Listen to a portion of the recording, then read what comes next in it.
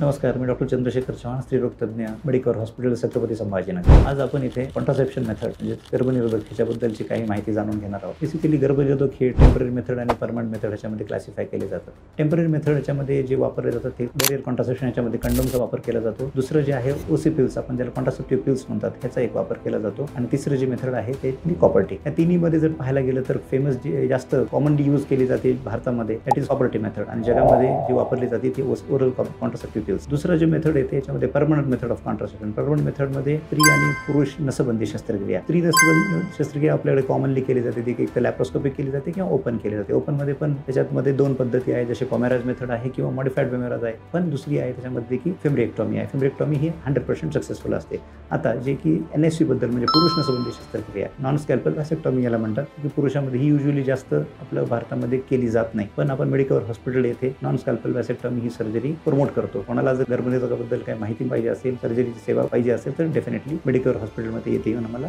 भेट द्यावी। धन्यवाद।